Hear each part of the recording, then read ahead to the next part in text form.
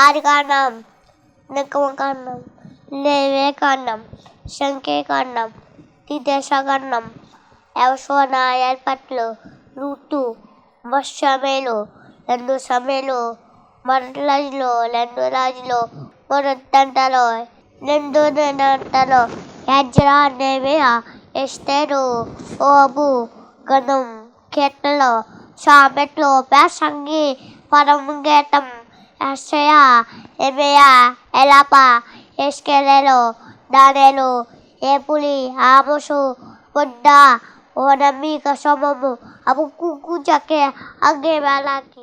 యెహోవా నా బలమా, యథార్థమైనది నీ మార్గం, పరిపూర్ణమైనది నీ మార్గం. యెహోవా నా శత్రువులు నన్ను చుట్టినను, నరకపు పాశములరికట్టినను. నా శత్రువులు నన్ను చుట్టినను, నరకపు పాశములరికట్టినను. వరద వలె భక్తిహీనులు పొర్లిన్, వరద వలె భక్తిహీనులు పొర్లిన్. వదలక నన్ను ఎడబాయని దేవ, వదలక నన్ను ఎడబాయని దేవ. యెహోవా నా బలమా, యథార్థమైనది నీ మార్గం, పరిపూర్ణమైనది నీ మార్గం. యెహోవా మరణ పొటురుబులు మరువక మరలేడు, ఉన్నత దుర్గమే రక్షణ శృంగమే. మరణ పొటురుబులు మరువక మరలేడు, ఉన్నత దుర్గమే రక్షణ శృంగం. తన ఆలయములో నా మొరవి నేను, తన ఆలయములో నా మొరవి నేను. ఆదరణ ధరణి భయకంపముచే, ఆదరణ ధరణి భయకంపముచే. యెహోవా నా బలమా, యథార్థమైనది నీ మార్గం, పరిపూర్ణమైనది నీ మార్గం. యెహోవా నా దీపమును వెలిగించువాడు, నా చీకటిని వెలుగుగా చేయును. నా దీపమును వెలిగించువాడు, నా చీకటిని వెలుగుగా చేయును. జలరాశుల నుండి బలమైన చేతితో, జలరాశుల నుండి బలమైన చేతితో వెలుపల చేర్చిన బలమైన దేవుడు, వెలుపల చేర్చిన బలమైన దేవుడు. యెహోవా నా బలమా, యథార్థమైనది నీ మార్గం, పరిపూర్ణమైనది నీ మార్గం. యెహోవా. అందరికీ మరణాత మరణాత మహిమస్వరం కార్యక్రమం వీక్షిస్తున్న దేవుని పిల్లలైన మీ అందరికీ ప్రభు నామంలో శుభములు కలుగును గాక. ప్రతిరోజు ఇదే సమయంలోకి ఈ కార్యక్రమంను వీక్షించి దైవాశీర్వాదములు పొందండి. ఇప్పుడు పాస్టర్ సామ్యూల్ సుందర్ రెడ్డి గారు దేవుని వాక్య వర్తమానం అందిస్తారు. శ్రద్ధగా ఆలకించండి. దేవునికి స్తోత్రం. అందరికీ మరణాత. దేవుడు అనుగ్రహించినటువంటి ప్రాముఖ్యమైన సమయంలో దేవుని వాక్య భాగాన్ని ధ్యానించుకుందాము. ముందుగా పరిశుద్ధ గ్రంథంలో నుండి వాక్య భాగాన్ని చదువుకుందాము. మార్కు సువార్త 11వ అధ్యాయము 9వ వచనాన్ని చదువుతున్నాను, ఏకీభవించండి. మరియు ముందు వెళ్ళుచుండిన వారును వెనక వచ్చుచుండిన వారును జయము, ప్రభువు పేరట వచ్చువాడు స్తుతింపబడునుగాక, వచ్చుచున్న మన తండ్రి అయిన దావీదు రాజ్యము స్తుతింపబడునుగాక, సర్వోన్నతమైన స్థలములలో జయము అని కేకలు వేయుచుండిరి. మహాపరిశుద్ధుడా, మహిమగల దేవ, ప్రేమ స్వరూపి, దయగల యేసు క్రీస్తు ప్రభువా, నీ ఘనమైన నామానికి వందనాలు, స్తోత్రాలు, స్తుతులు చెల్లించుకుంటున్నాము. శ్రేష్టమైనటువంటి ఈ ప్రాముఖ్యమైన సమయంలో ప్రభువా, నీ మాటలు వినాలని ఆశపడుచు ఉన్నాము తండ్రి. ఇదిగో నీ బిడ్డల కొరకు, మా కొరకు ఏ మాటలను సిద్ధపరచావో ఆ మాటలను స్థిరపరచమని దేవా, మీరే మాతో స్వయముగా మాట్లాడమని అడుగుతూ ఉన్నాము. దేవా, నీ మాటలో శక్తి ఉన్నది ప్రభువా, నీ మాటలో ప్రభావం ఉన్నది, నీ మాటలో బలము ఉన్నది. ఇదిగో నాయన, ఈ శ్రేష్టమైనటువంటి సమయంలో నీ శ్రేష్టమైనటువంటి మాటలు మాకు వినిపించమని, సమస్త మహిమ మీరే పొందుకోమని మాట్లాడడానికి ఇష్టపడుతూ ఉన్న మంచి బోధకుడుగా ఉన్న యేసుక్రీస్తు వారి నామంలో అడిగి వేడుకొనుచున్నాం పరమ తండ్రి, ఆమెన్. దేవనామమున మీ ఎల్లరికూ కూడా శుభములు కలుగునుగాక, ఆమెన్. మరి దేవుని వాక్యాన్ని శ్రద్ధ కలిగి ప్రతిరోజు ఆలకిస్తున్నటువంటి దేవుని పిల్లలందరికీ కూడా ప్రభు పేర మరి ఒక పర్యాయము వందన మరణ తెలియజేస్తూ ఉన్నాను. గమనించాలి దేవుని జనాంగమా, మనమందరము కూడా మరి లెంట్ డేస్లో ఉన్నాము, అనగా శ్రమకాల ధ్యానాల్లో మనమందరము కూడా ఉన్నాము. నిన్నటి దినాన్న బూడిద బుధవారం అనగా భస్మ బుధవారం గురించినటువంటి విషయాలను చెప్పడం జరిగింది. భస్మ బుధవారం యొక్క ప్రాముఖ్యత ఎలా వచ్చింది, దీన్ని పెద్దలు ఎలా నిర్ణయించారు అనేటటువంటి విషయాలన్నిటినీ కూడా నిన్నటి దినాన్న మరి వివరించడానికి దేవుడు చాలా కృప చూపించాడు. మరి ఈ ప్రాముఖ్యమైనటువంటి సమయంలో ఈరోజు మరి గురువారము, మరి దేవుని వాక్యంలో మనం చదివినటువంటి వాక్య భాగాన్ని మనం పరిశీలన చేస్తే యేసుక్రీస్తు ప్రభువారు ఇక శిలువ యజ్ఞయాగానికి వెళ్ళేటటువంటి చివరి వారము, అనగా ఆయన వచ్చినటువంటి పని ఏదైతే ఉన్నదో ఆ పనిని ఇక ముగించడానికి ఆయన సిద్ధమవుతున్నటువంటి చివరి రోజులవి. పరిశుద్ధ వారం అంటారు, అనగా హోలీ వీక్ అని చెప్పేసి పిలుచుకుంటూ ఉంటాం. గమనించాలి, యేసుక్రీస్తు ప్రభువారు మరి యెరూషలేములోనికి చివరిగా వెళుతున్నటువంటి గడియలు అనేటటువంటి విషయాన్ని కూడా మనం గమనించాలి. ఆయన గాడిద మీద, అనగా గాడిద పిల్ల మీద మరి ఆయన ఎక్కి వెళ్ళినట్టుగా పరిశుద్ధ గ్రంథమైన బైబిల్ గ్రంథములో మనము చూస్తూ ఉన్నాం. అనేక మార్లు ఆయన యెరూషలేమునకు వెళ్ళారు, కానీ ఈసారి ఆయన ఎలా వెళుతున్నారంటే జయధ్వనులతో ఆయన యెరూషలేములో అడుగు పెడుతున్నట్టుగా మనం చూస్తూ ఉన్నాం. ఈ సందర్భాలన్నిటినీ కూడా పరిశీలన చేస్తే నలుగురు సువార్తికులు కూడా దీని గురించినటువంటి చరిత్ర రాయడం జరిగింది. ఆయన గాడిద మీద ఎక్కి వెళుతున్నట్టుగా పరిశుద్ధ గ్రంథములో చూడవచ్చు. ఈ సందర్భాలను కూడా నేను మీకు జ్ఞాపకం చేస్తాను. మత్తయి సువార్త 21వ అధ్యాయము 1-11 వచనాలు మనం చూసినట్లయితే కనుక ఈ సందర్భం కనబడుతుంది. అలాగే మార్కు సువార్త 11వ అధ్యాయము 1-11 వచనాల్లో కూడా ఈ సందర్భాన్ని మరి రాయడం జరిగింది. లూకా సువార్త 19వ అధ్యాయము 29వ వచనం నుంచి 44వ వచనం వరకు కూడా ఈ సందర్భాన్ని లూకా ద్వారా దేవుడు రాయించారు. అలాగే యోహాను సువార్త 12వ అధ్యాయము 12-19 వచనాలలో చూస్తే కనుక ఈ సందర్భం మనకు కనబడుతూ ఉంది. గమనించాలి, మరి మార్కు సువార్త 11వ అధ్యాయములో మనం చూసినట్లయితే వారు యెరూషలేమునకు సమీపించి ఒలీవల కొండ దగ్గరనున్న బేత్పక బేతనియ అను గ్రామములకు వచ్చినప్పుడు ఆయన తన శిష్యులలో 2 చూచి, మీ ఎదుటనున్న గ్రామమునకు వెళ్ళుడి, అందులో మీరు ప్రవేశింపగానే కట్టబడి ఉన్న యొక్క గాడిద పిల్ల కనపడును. కట్టబడి ఉన్న యొక్క గాడిద పిల్ల కనపడును. దాని మీద ఏ మనుష్యుడును ఎప్పుడునూ కూర్చుండలేదు, దానిని విప్పి తోలుకుని రండి అని 2 శిష్యులకు అక్కడ యేసుక్రీస్తు ప్రభువారు ఆజ్ఞాపించినట్టుగా మనం చూస్తూ ఉన్నాం. అంటే యెరూషలేమునకు సమీపముగా వెళ్ళారు. ఎక్కడ అంటే కనుక గమనించాలి, బేత్పక బేతనియా అనే గ్రామముల దగ్గరకు ఆయన వచ్చి అక్కడ ఆగారు. బేత్పక గురించి మనం ఆలోచన చేస్తే బేత్పక అనగా అంజూరపు పండ్ల గృహం అనే అర్థము. ఇది యెరికో నుంచి యెరూషలేమునకు వెళ్ళేటటువంటి మార్గములో ఉన్న చిన్న గ్రామం. అలాగే బేతనియా అనేటటువంటి మాట మనం చూస్తే కనుక బేతనియా అంటే ఖర్జూరపు పండ్ల ఉనికి అని అర్థం. బేత్పకే అంటేనేమో అంజూరపు పండ్ల గృహం అని అర్థము, బేతనియా అంటేనేమో ఖర్జూరపు పండ్ల ఉనికి అని అర్థము. ఇది యెరూషలేమునకు 2 మైళ్ళ దూరములో ఒలీవ కొండ దిగువ భాగములో ఉన్నటువంటి చిన్న కుగ్రామం అని చెప్పేసి ఈ బేతనియా అని పిలుస్తారు. ఈ బేతనియా పేరు మనం ప్రస్తావించగానే బేతనియా అనేటటువంటి ప్రాంతంలో చక్కని ఆతిథ్యం ఇచ్చినటువంటి ఒక కుటుంబం మనకు జ్ఞాపకం వస్తుంది. ఎవరు అంటే కనుక మరియా, మార్తా, లాజర్ అనేటటువంటి కుటుంబం.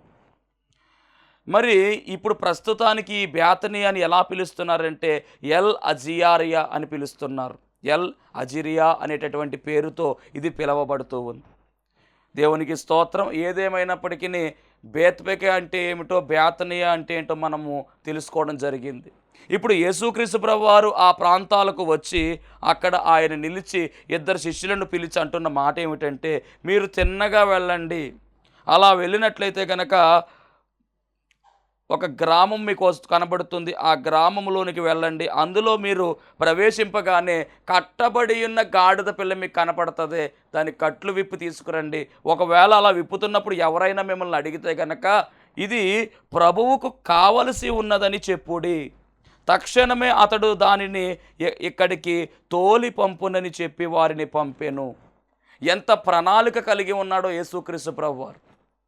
అంటే గాడిద పిల్ల మీద ఆయన యెరూషలేములో అడుగు పెట్టాలి. మరి దానికి గాడిద పిల్ల కావాలి. యేసుక్రీస్తు ప్రభువారు మరి శిష్యులను పంపి చెప్తున్న మాట ఏమిటంటే, మీరు వెళ్ళండి, ఎదురుగా ఉన్న ప్రాంతానికి వెళ్ళండి, మీకు ఖచ్చితంగా గాడిద పిల్ల కనపడుతుంది, విప్పండి. విప్పుతున్నప్పుడు ఆ యజమానుడు అడిగితే కనుక ఇది ప్రభువు కావలసి ఉన్నది అని చెప్పండి, అప్పుడు పంపించేస్తాడు అనే విషయాన్ని కూడా చాలా క్లారిటీగా యేసుక్రీస్తు ప్రభువారు చెబుతూ ఉన్నారు. ఇక్కడ మనం అర్థం చేసుకోవాల్సిన మాట ఏమిటి అంటే, వాళ్ళు మొత్తానికి వెళ్ళారు. తక్షణమే అతడు దానిని ఇక్కడికి తోలి పంపునని చెప్పాను. వారు వెళ్ళగా వీధిలో ఇంట బయట తలవాకిట కట్టబడి ఉన్న గాడిద పిల్ల ఒకటి వారికి కనబడెను. దానిని విప్పుచుండగా అక్కడ నిలిచి ఉన్న వారిలో కొందరు, మీరేమి చేయుచున్నారు, గాడిద పిల్లను ఎందుకు విప్పుచున్నారు అని అడిగినట్టుగా మనం చూస్తూ ఉన్నాం.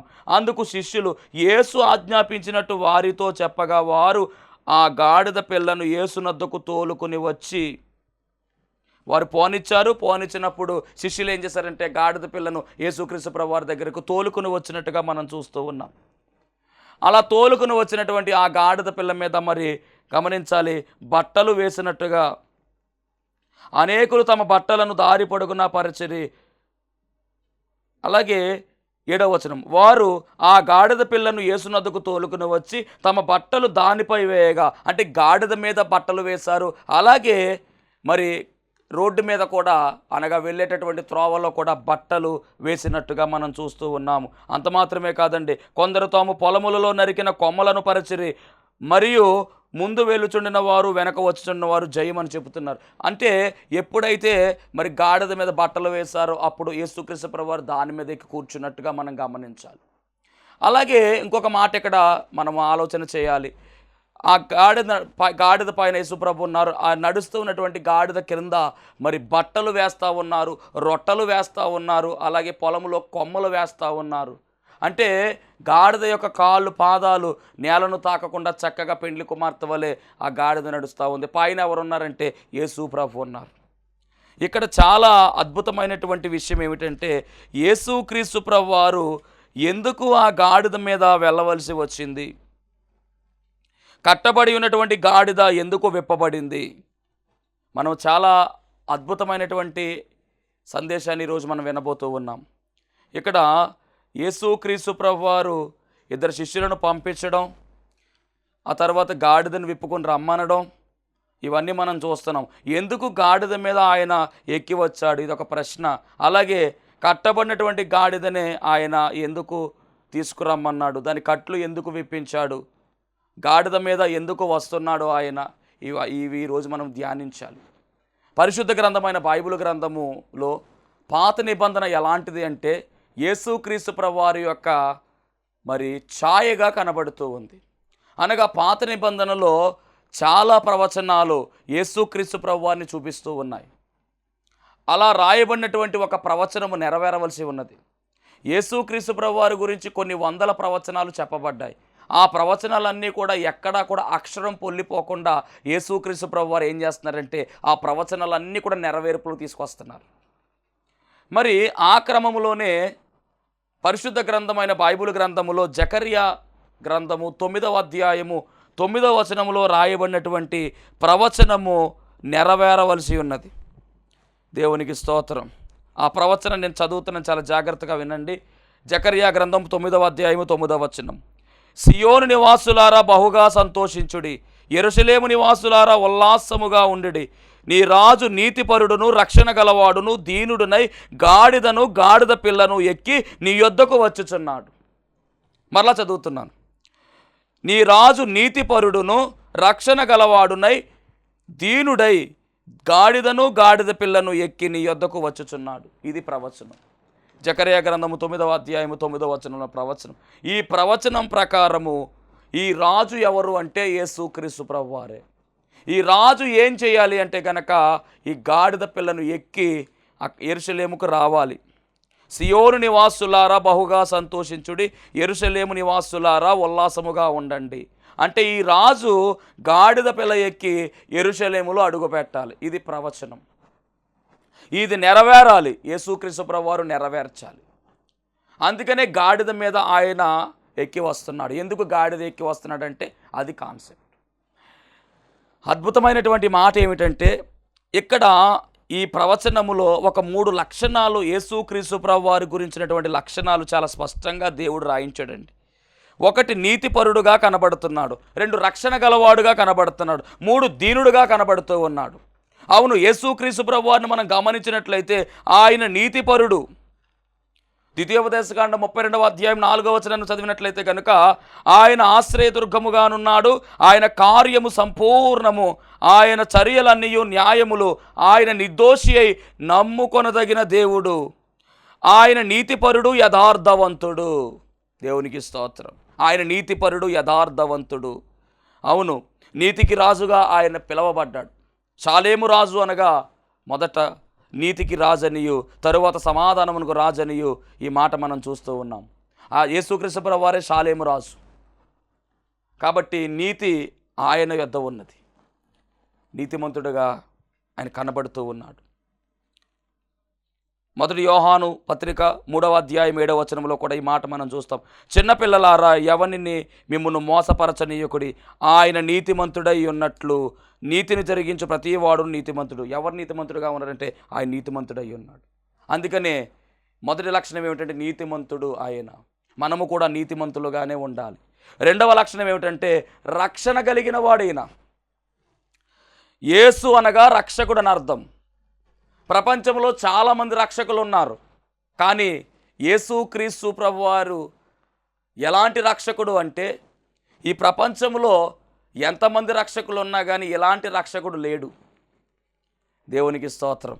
ఎలాంటి రక్షకుడు అంటే పాపము నుండి విడుదల గావించే రక్షకుడు, పాపుల రక్షకుడు యేసుక్రీస్తు ప్రభు అని పిలువబడ్డాడు ఆయన. అంటే పాపము నుంచి రక్షించే రక్షకుడుగా, శాపము నుంచి రక్షించే రక్షకుడిగా, దోషము నుంచి రక్షించే రక్షకుడిగా, పవిత్రత లేనటువంటి మనకు పవిత్రత ఇవ్వడానికి వచ్చిన రక్షకుడుగా ఆయన కనబడుతున్నాడు. మన ఆత్మకు రక్షకుడుగా ఆయన కనబడుతూ ఉన్నాడు. ఈ ప్రపంచంలో ఉన్నటువంటి రక్షకులు శరీరానికి రక్షకులు అంతే, కానీ మన ఆత్మకు రక్షకుడు ఎవరు అంటే కనుక యేసుక్రీస్తు ప్రభువారే.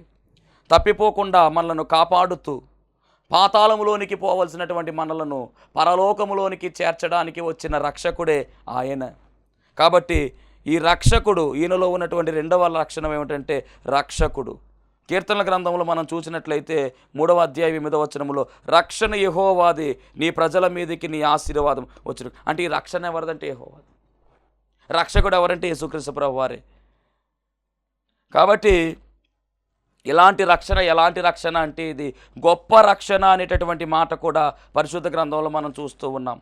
కాబట్టి ఈయనలో ఉన్నటువంటి 2వ క్వాలిటీ, 2వ లక్షణం ఏమిటంటే ఈయన రక్షణ గలవాడు, ఎలాంటి వారినైనా రక్షించే శక్తి సామర్థ్యం కలిగినటువంటి వాడని మనం గమనించాలి. పేతురుపత్రిక 1:5లో సిద్ధముగా ఉన్నటువంటి రక్షణ అని ఈ రక్షణకు పేరు.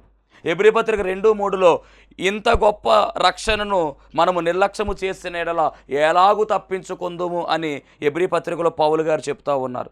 కాబట్టి ఈ రక్షకుడు, ఈయనే మన రక్షకుడు అయి ఉన్నాడు. ఈయన తప్ప ఇక రక్షకుడు లేడు. ఈ మార్గము తప్ప వేరొక మార్గము లేదు. యేసే నిజమైనటువంటి మార్గము. పరలోకం వెళ్ళాలంటే ఆయన మార్గములోనే మనం వెళ్ళాలి. కాబట్టి 2వ లక్షణం ఏమిటంటే రక్షకుడు. ఇక 3వదిగా గమనిస్తే కనుక దీనుడుగా వస్తున్నాడు. ఈ ప్రపంచంలో దీనుడు అంటే ఎవరు అంటే అనగా మనం గమనించాలి, యేసుక్రీస్తు ప్రభువారే. ఎంత దీనుడు అంటే కనుక అన్నీ కలిగినా కానీ పరలోక వైభవాన్ని కూడా మొత్తం అంతా సమస్తమును విడిచిపెట్టి రిక్తుడిగా మారిపోయి ఈ లోకంలోకి వచ్చినట్టుగా పరిశుద్ధ గ్రంథంలో మనం చూస్తూ ఉన్నాం. ఎంత దీనుడుగా ఈ లోకానికి వచ్చాడు అంటే ఆయన నేను సాత్వికుడను దీన మనసు గలవాడని చెప్పి మత్తయి సువార్త 11వ అధ్యాయం 29వ వచనంలో ఆయన స్పష్టంగా సెలవిస్తూ ఉన్నాడు. కాబట్టి మనం గమనించవలసిన మాట ఏమిటి అంటే కనుక మరి ఆయనే దీనుడై ఉన్నాడు. దీనుడైపోయాడు మనందరి కొరకు, దీనత్వాన్ని ధరించుకున్నాడు. కాబట్టి పరిశుద్ధ గ్రంథమైన బైబిల్ గ్రంథము చెబుతున్నటువంటి మాట ఏమిటంటే ఎవరైతే తన్ను తాను తగ్గించుకుంటారో వారు హెచ్చింపబడతారు, ఎవరైతే తను తాను హెచ్చించుకుంటారో వారు తగ్గించబడతారు. మనము ఎప్పుడూ కూడా దీనులుగా ఉండాలి, దీన వస్త్రాన్ని ధరించుకోవాలి, దీన మనస్సు అను వస్త్రము ధరించుకుని మిమ్మును అలంకరించుకుని పేతురు రాసినటువంటి పత్రిక మొదటి పత్రిక 5:5 మనం చూస్తున్నాం. అంటే మనం ఏ వస్త్రము ధరించుకోవాలంటే దీనత్వం అనేటటువంటి వస్త్రాన్ని మనం ధరించుకోవాలి. ఈరోజు మరి గమనించాలి, గాడిద మీద వస్తున్నటువంటి యేసుక్రీస్తు ప్రభువారిలో ఉన్నటువంటి లక్షణాలు జకరియా గ్రంథము 9వ అధ్యాయం 9వ వచనం ప్రకారము 3 లక్షణాల గురించి మనము ధ్యానించాం. ఒకటి, నీతిపరుడుగా ఆయన ఉన్నాడు. రెండవది, రక్షణ గలవాడుగా ఆయన ఉన్నాడు. మూడవదిగా మనం గమనిస్తే ఆయన దీనుడుగా ఆయన ఉన్నట్టుగా మనం చూస్తూ ఉన్నాం. దేవునికి స్తోత్రం, హల్లెలూయ. కాబట్టే మరి దీనుడుగా ఆయన వచ్చాడు. కాబట్టి మనందరికీ కూడా రక్షణ భాగ్యము కలిగింది. ఎంతో శ్రమ అనుభవించాడు. మరి ఆయన గాడిద మీద ఎక్కడం, ఎందుకు గాడిద ఎక్కి వచ్చారు అంటే కనుక ఈ గాడిదకు చాలా ప్రాధాన్యత ఉంది పరిశుద్ధ గ్రంథములో.